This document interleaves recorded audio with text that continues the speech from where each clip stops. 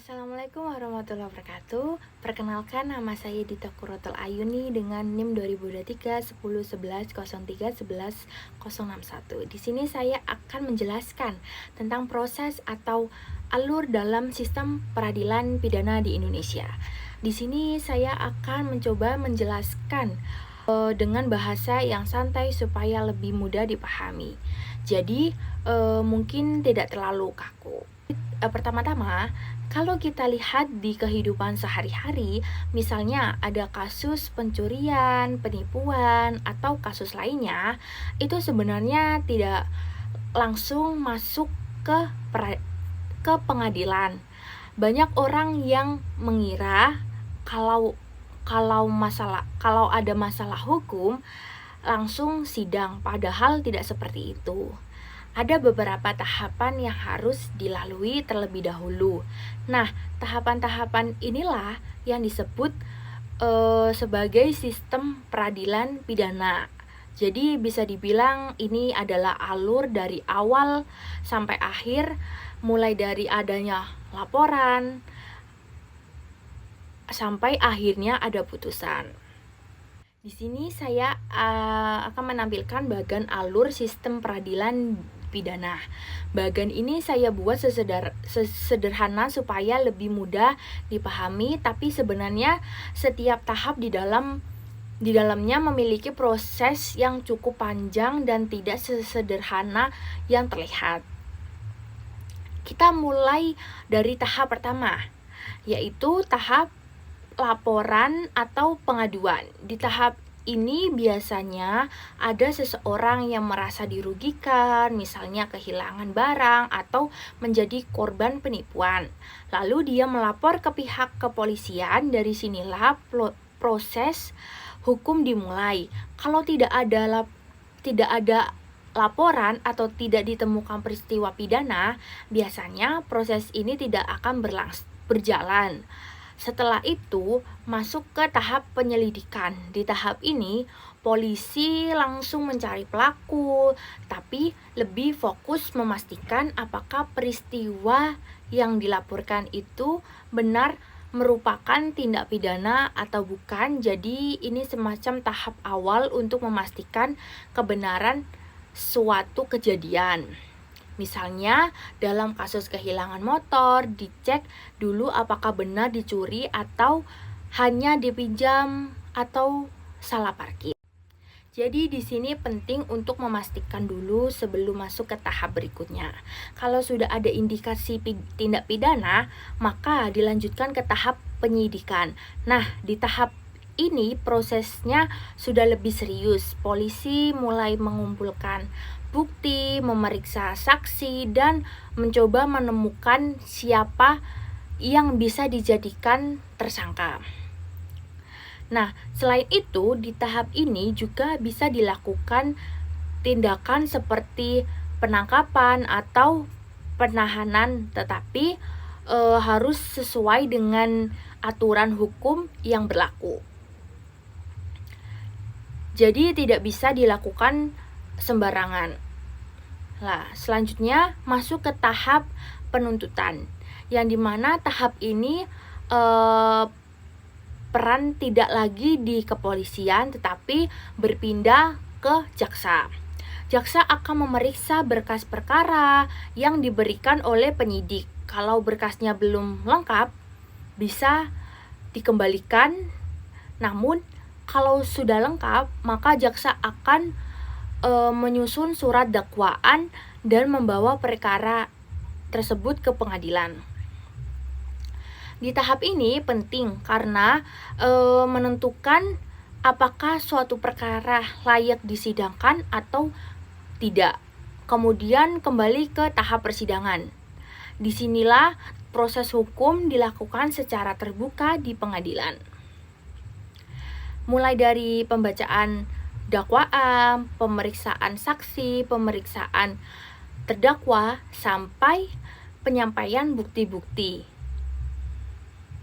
Lalu hakim akan mendengarkan semua keterangan dan melihat semua bukti yang ada.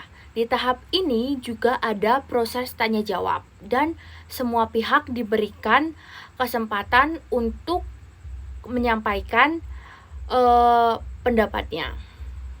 Jadi di tahap inilah yang sangat menentukan. Setelah itu akan ada putusan hakim. Putusan ini merupakan hasil dari seluruh proses yang sudah dilalui. Lalu hakim akan mempertimbangkan semua bukti dan fakta yang ada sebelum memberikan keputusan. Putusannya bisa berupa bebas, lepas, atau dijatuhi pidana.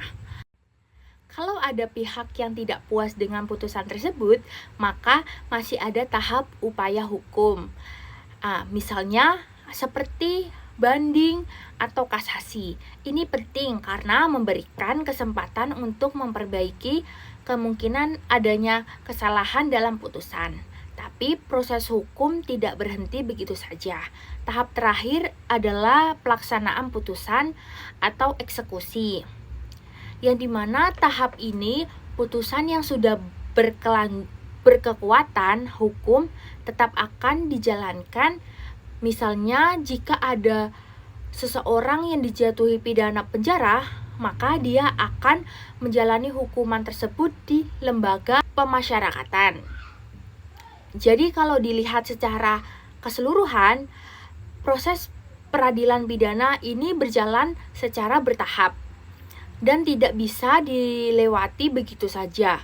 Setiap tahap memiliki fungsi masing-masing dan saling berkaitan. Lalu, kalau dibandingkan antara KUHP yang lama dengan KUHP yang baru, sebenarnya alur dasarnya masih sama seperti yang ada di bagan tadi.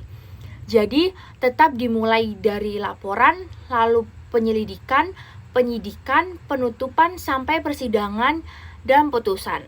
Tetapi berbeda itu lebih ke cara menjalankan prosesnya dan penekanannya.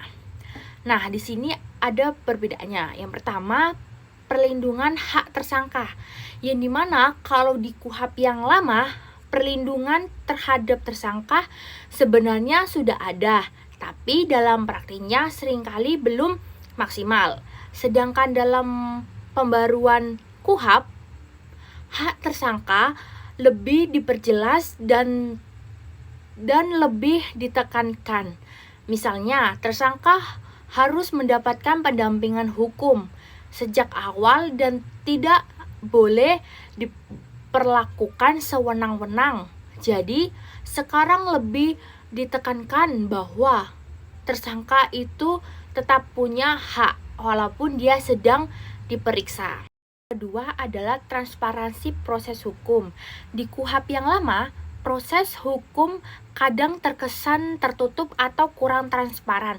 Sedangkan dalam pembaruan KUHP, prosesnya diarahkan lebih terbuka, yang dimana artinya penanganan perkara harus lebih jelas, tidak boleh sembunyi-sembunyi, dan harus bisa dipertanggungjawabkan.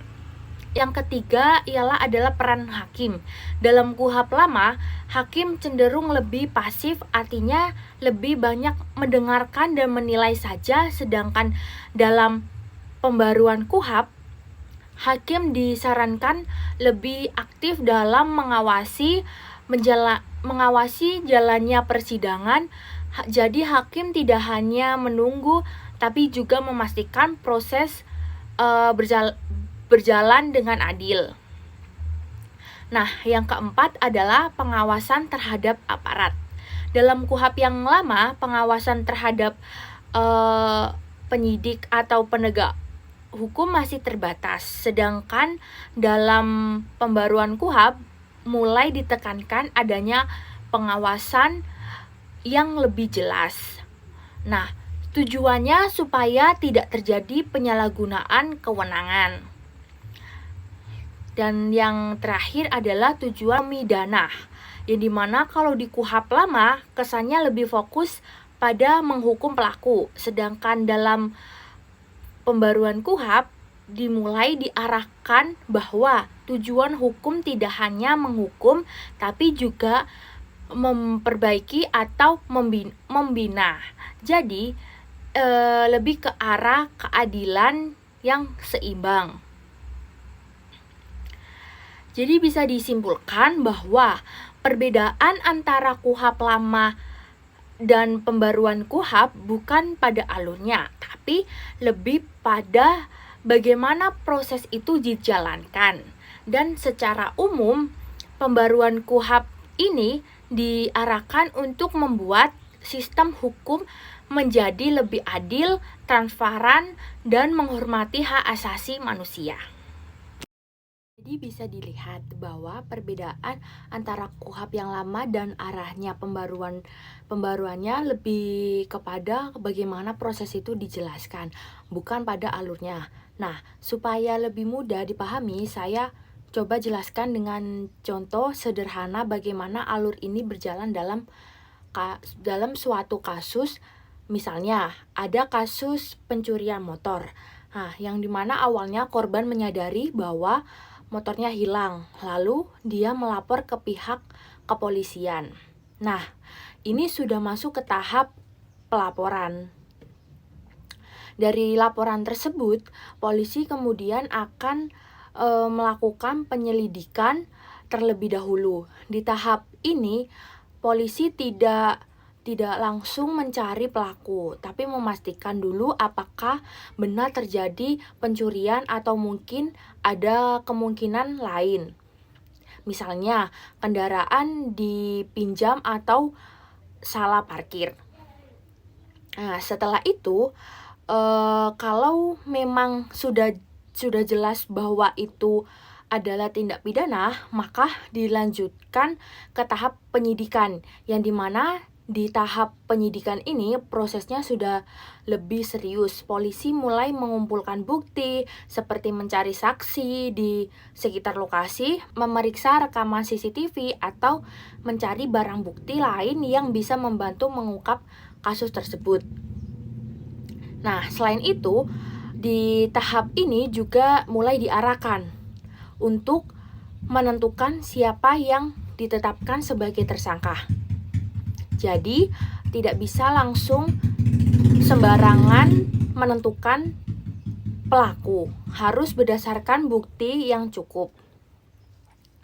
Kalau pelaku sudah ditemukan dan bukti sudah dianggap cukup, maka kasus tersebut akan dilimpahkan ke jaksa untuk masuk ke tahap penuntutan. Nah, di tahap penuntutan ini, jaksa akan memeriksa kembali berkas perkara dari penyidik. Kalau masih ada kekurangan, biasanya akan dikembalikan untuk dilengkapi. Tapi, kalau sudah lengkap, maka jaksa akan menyusun surat dakwaan dan membawa perkara tersebut ke pengadilan.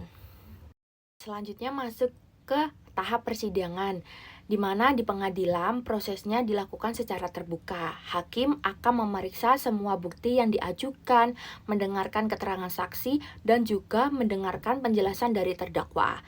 Di tahap ini biasanya juga ada proses tanya jawab, yang dimana supaya fakta yang ada bisa benar-benar jelas. Nah, setelah semua proses itu selesai, hakim akan memberikan putusan, yang dimana putusan ini bisa berupa bebas, lepas, atau pidana, tergantung dari hasil pembuktian yang dilakukan selama persidangan. Nah, kalau ada pihak yang merasa tidak puas dengan putusan tersebut, maka masih ada kesempatan untuk melakukan upaya hukum, seperti banding atau kasasi. Ini penting supaya jika ada kesalahan masih bisa diperbaiki. Dan yang terakhir adalah pelaksanaan putusan. Kalau putusan sudah berkekuatan hukum tetap, maka putusan tersebut harus dijalankan. Misalnya, jika dijatuhi pidana penjara, maka akan dijalani di lembaga pemasyarakatan. Dari contoh ini bisa dilihat bahwa satu kasus saja satu kasus saja ternyata harus melalui proses yang cukup panjang dan tidak bisa langsung selesai begitu saja. Kalau diperhatikan lagi, setiap tahap dalam proses ini sebenarnya saling berkaitan. Kalau di tahap awal sudah tidak tepat, misalnya dalam penyelidikan atau penyidikan, maka bisa berdampak ke tahap berikutnya, bahkan sampai ke putusan hakim. Jadi penting sekali setiap proses dilakukan dengan hati-hati dan sesuai aturan hukum yang berlaku. Selain itu, sistem ini juga menunjukkan bahwa hukum tidak berjalan secara langsung, tetapi proses yang dilalui yaitu bertahap. Hal ini bertujuan untuk memastikan bahwa keputusan yang diambil benar-benar adil dan tidak merugikan salah satu pihak. Nah, kalau menurut saya, proses yang panjang dalam sistem peradilan pidana ini memang diperlukan.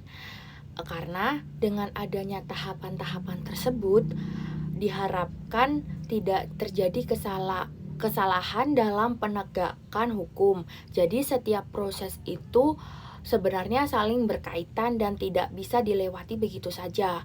Kalau salah satu tahap tidak berjalan dengan baik, misalnya di tahap penyelidikan atau penyidikan, maka bisa berdampak ke tahap berikutnya, bahkan sampai keputusan hakim. Selain itu, proses yang bertahap ini juga menunjukkan bahwa hukum tidak bisa dijalankan secara terburu-buru.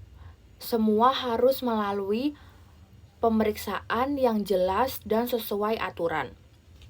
Nah, karena kalau sampai terjadi kesalahan dalam prosesnya, dampaknya bisa cukup besar dan terutama bagi pihak yang terlibat dalam perkara tersebut. Namun, tentu saja dalam praktiknya masih ada tantangan, yang dimana misalnya dalam hal pengumpulan bukti. Nah, kadang masih ditemukan kendala seperti kurangnya alat bukti atau kesulitan menemukan saksi. Selain itu, pemahaman hukum juga menjadi hal yang penting baik bagi aparat penegak hukum maupun masyarakat. Nah, karena kalau pemahaman hukumnya kurang, bisa mempengaruhi jalannya proses tersebut. Tidak hanya itu, koordinasi antar aparat penegak hukum juga sangat berpengaruh, mulai dari kepolisian, jaksa, sampai hakim, semuanya harus saling berkoordinasi dengan baik supaya prosesnya berjalan lancar. Kalau tidak ada koordinasi yang baik, bisa saja terjadi keterlambatan atau bahkan kesalahan dalam penanganan perkara. Oleh karena itu, sistem peradilan pidana ini sebenarnya bukan hanya soal prosedur, tetapi juga tentang bagaimana setiap pihak menjalankan perannya dengan benar dan baik dan bertanggung jawab. Sebagai penutup, dapat disimpulkan bahwa sistem peradilan pidana merupakan rangkaian proses dari awal sampai akhir yang saling berkaitan. Setiap tahap memiliki peran penting dalam menegakkan hukum dan keadilan. Jadi tidak hanya sekedar menjalankan prosedur, tetapi juga memastikan bahwa hasilnya benar-benar adil dan bisa diterima oleh semua pihak. Dengan adanya pembaruan KUHP, diharapkan sistem hukum di Indonesia dapat menjadi lebih baik, lebih adil, dan transparan ke depannya, sehingga masyarakat bisa percaya terhadap proses hukum yang berjalan. Sebagai penutup, sekian yang dapat saya sampaikan dalam penjelasan mengenai proses atau alur dalam sistem peradilan pidana di Indonesia, beserta sedikit perbandingan antara KUHP yang lama dengan KUHP yang baru. Nah, semoga penjelasan yang saya sampaikan bisa membantu untuk lebih memahami bagaimana sebenarnya proses hukum berjalan mulai dari tahap awal sampai dengan tahap akhir. Saya juga menyadari bahwa dalam penyampaian ini masih banyak kekurangan, baik dari segi penjelasan maupun penyampaian. Oleh karena itu, saya mohon maaf apabila terdapat kesalahan atau kekurangan dalam penjelasan yang saya berikan. Wassalamualaikum warahmatullahi wabarakatuh.